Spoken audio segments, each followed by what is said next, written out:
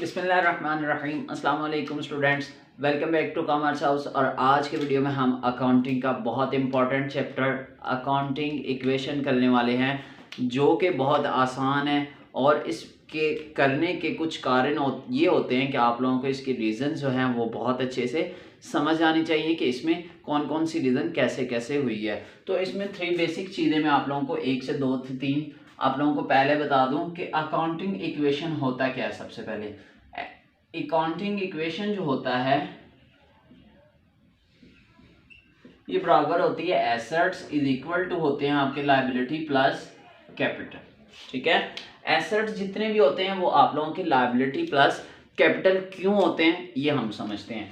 भाई, आप लोगों के बिजनेस में जब पैसे लगाते हो तो आप 2 तरीकों से लगा सकते हो। या तो आप खुद अपने पास से लेके आ रहे होते हो, ऑनर लेके आ रहा होता है, ठीक है, या आप अपने इन शख्स इन लोगों से आप लेके आप इन्वेस्ट करते हो, ये जितने भी लोग हैं, या आप उधार पे बिल्डिंग ले लेते हो, या आप उधार पे चीज़ें ले लेते हो, कुछ भी आप लोग करते हो तो वो आप लोग इन जराए से करते हो। या तो आप इधर से लेते हो या ऑनर खुद लेके आ रहा होता है। सपोज ये 10,000 लेके आए हैं तो इन्होंने लोगों के पैसे देने हैं, इनके भी 10,000 देने हैं।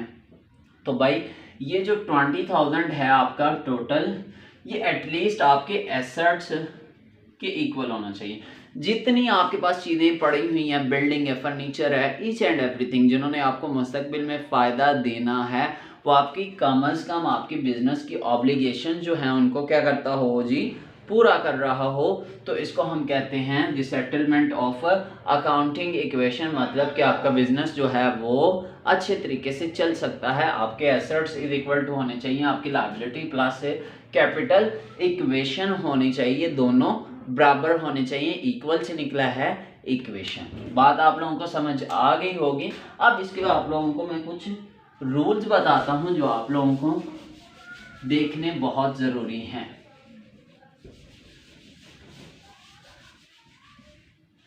इसको बनाते वक्त हम एक चीज को देखेंगे कि भाई जो भी इसमें एंट्री आएगी वो एक ट्रांजैक्शन होगी। क्या होगी?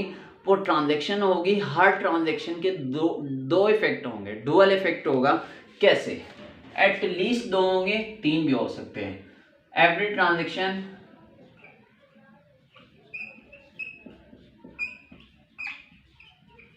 ट्रांजैक्शन हैज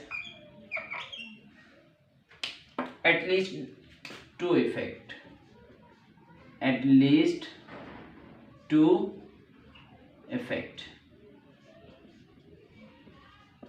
आप लोगों ने डबल एंट्री सिस्टम में पढ़ा हुआ है कि भाई एक अकाउंट क्रेडिट होता है और उसके लिए एक अकाउंट क्या हो रहा होता है, डेबिट होता है, जिसके एटलीस्ट 2 इफेक्ट लाजमी होते हैं। 1 is debit and 1 is credit. आप लोग ऑलरेडी पढ़ चुके हो, ठीक है। एक तो ये हो जाएगा इसका रूल। सेकेंड वन देखें कि भाई जो भी आप लोग एक्सपेंस करोगे, जितने भी आप एक्सपेंस करोगे वो कहाँ से लेस होते हैं? वो आप लोगों का जो कैपिटल है, कैपिटल, ये कैपिटल, इसमें से जिसको आप ओनर इक्विटी कहते हैं, सैलरी, और जितने भी आपके एक्सपेंस होंगे, ऑल एक्सपेंसेस डिडक्ट फ्रॉम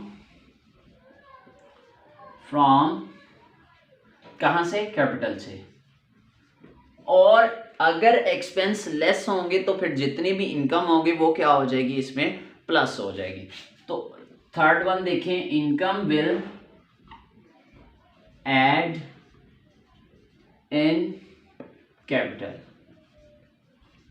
ठीक है, तो ये 1-2 रीजन होंगी जिसको फॉलो करना आप लोगों के लिए बहुत ज़रूरी होगा। इसमें एसेट्स आप लोगों को पता है क्या क्या है, और लायबिलिटी भी आपको पता है, जो ऑब्लिगेशन होती है जो आप लोगों ने इन फ्यूचर पे आउट करनी होती है। और कैपिटल, ऑनर इक्विटी जो होता है, जो वो बिजनेस स्टार्ट करते वक्त लेके आता है, या फ्रेश में लेके आए या जैसे भी लेके आए, उसको आपने उसके अमाउंट को कैपिटल के नीचे लिखना है। तो इन रूल्स को आप लोग लिख लो। उसके बाद हम एक न्यूमेरिकल परफॉर्म करते हैं।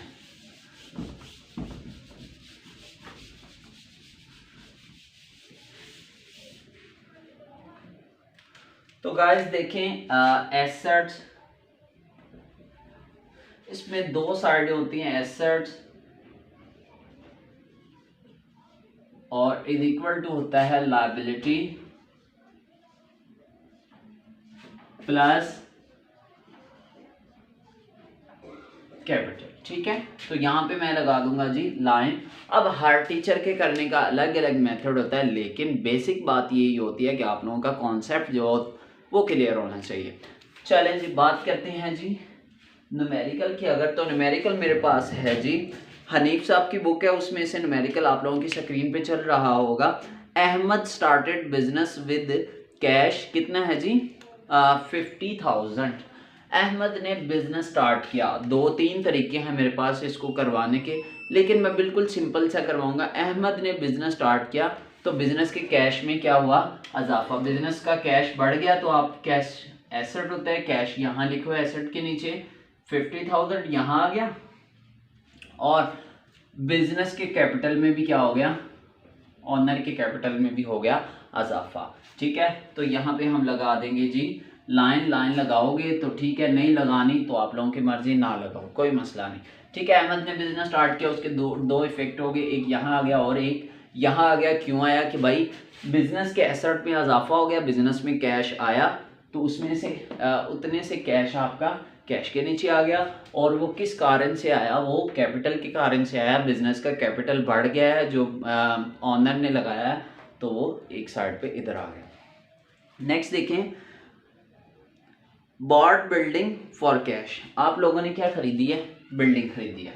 आपने बिल्डिंग खरीदी तो बिल्डिंग आप लोगों का क्या होता है, एसेट्स। एसेट्स आ गया तो बिल्डिंग आप लोग हल्का सा यहाँ लिखोगे, इसके नीचे आप लोग 10,000 लिख दोगे, आपके बिजनेस में आ गई। और अब बताओ, कैश के साथ खरीदी है तो कैश उतने से आपका क्या हो जाएगा, कम हो जाएगा। तो कैश में से आप उतना कैश क्या कर दो, लेस कर दोगे। ठीक है, अकाउंटिंग में जो ब्रैकेट होती है ये इसलिए होती है कि आप लोग इसको लेस करोगे। ठीक है, अब यहाँ पे आपने लाइन लगा के इसका टोटल भी यहाँ पे करना है, कर दो। नहीं करना चाहते तो आप लोग, मैं तो इसी मेथड से करता हूँ। नेक्स्ट देखें, third one, paid salary ₹1000 and outstanding 200।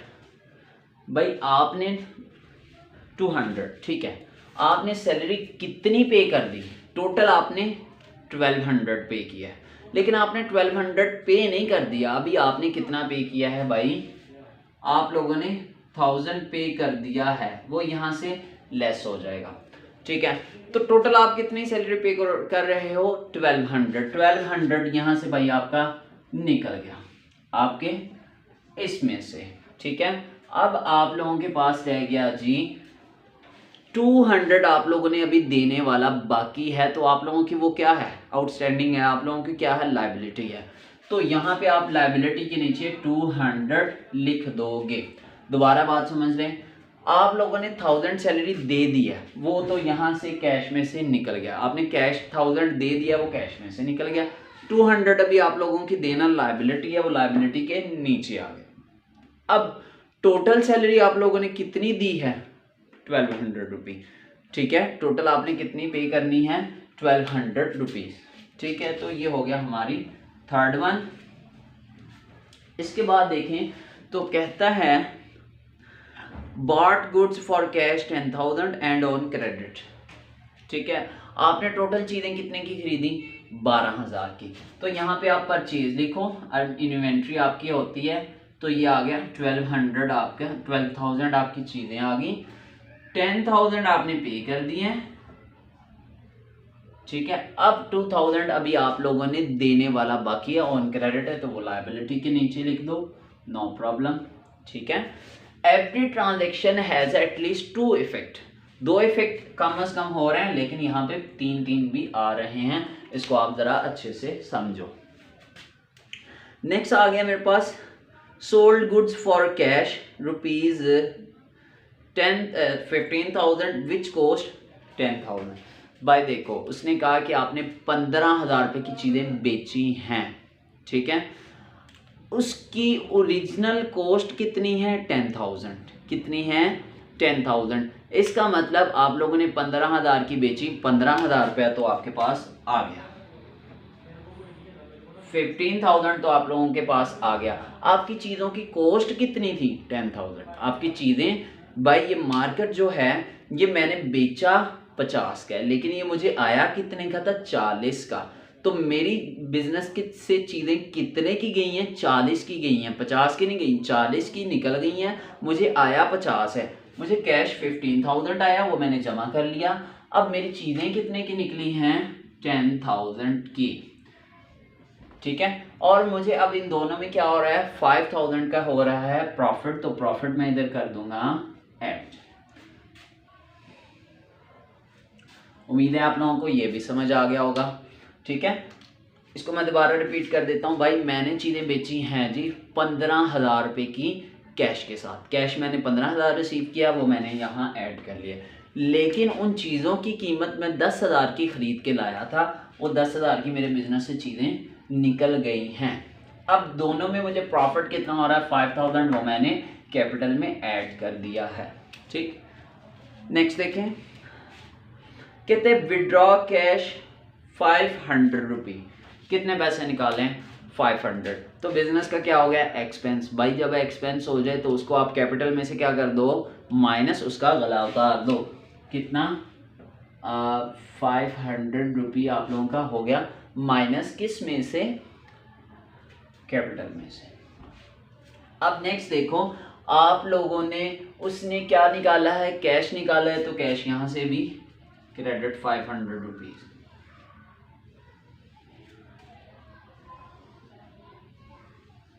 ठीक है गाइस, ये समझ आ गया आपको यहां तक। चले, अब हमारे न्यूमेरिकल हो गया यहां तक ख़त्म, जो आप लोगों की स्क्रीन पे चल रहा था।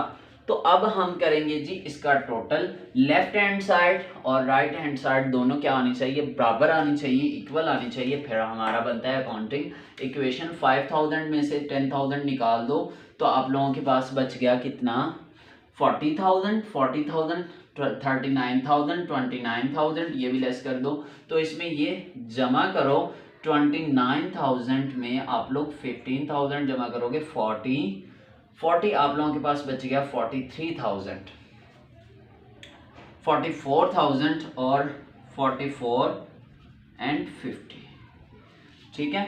इधर से आपके पास बच गया 10,000, ये बिल्डिंग का वैसे नीचे आ गया, और यहाँ से आपके पास बच गया 2,000, ठीक है। इसकी तरह दोबारा कैलकुलेशन करते हैं, 50,000 और इसमें से मैंने इसको लेस किया, आप लोगों के पास बच गया 40,000 और 39,000, 29,000 और 44,000। 44,000 के बाद ये 500 भी क्या हो जाएगा, लेस होगा, क्योंकि ये सैलरी पे उसने विड्रॉइंग की है। तो 44,000, 43,000 एंड 50, 43,000 एंड 500, ठीक है। इसमें प्लस हो जाएगा ये 10,000 और ये 2,000। ये हमारा बन गया 555 एंड 000। इधर आए तो ये हमारा, इसका टोटल करें 2200, ठीक है, समझ आ गई। इनका टोटल करें तो आप लोगों के पास आ गया 50,000 में से आप इसको प्लस करें 55,000 और 54,500 में से आप 1,000 को लेस कर दें, तो आप लोगों के पास इसका टोटल आ जाएगा। सॉरी, अभी मेरे पास कैलकुलेटर भी नहीं है, आप इसका टोटल करते हैं, मैं भी करता हूँ।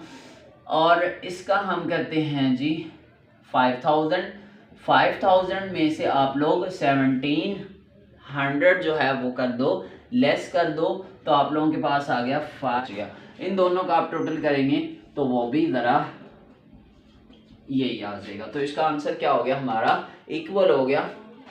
इसको कहते हैं अकाउंटिंग इक्वेशन, मतलब दोनों साइडें आप लोगों की बराबर हो। कैलकुलेटर ना यूज़ करने की वजह से ये थोड़ा सा मसला आ रहा था, लेकिन अल्हम्दुलिल्लाह वो क्लियर हो गया। मुझे उम्मीद है कि आप लोगों को माशाल्लाह से बहुत अच्छे से समझ आई होगी इस वीडियो की। अगर आप लोगों की वीडियो को समझ आई है तो आप लोग कमेंट में लाजमी ये लिखिएगा कि समझ आ गई, और इसके अलावा अगर नहीं आई तो आप क्रिटिसाइज़ कीजिएगा। मैं आप लोगों के लिए बहुत अच्छी और बेहतर वीडियो बनाने की कोशिश करूँगा। इसके अलावा सब्सक्राइब कीजिए, लाइक कीजिए और वीडियो को दूसरों के साथ शेयर भी कीजिए, ताकि वो भी इसका फ़ायदा ले सकें। और नेक्स्ट वीडियोज़ तक मुझे दीजिए इजाज़त। Thank you for watching. Allah.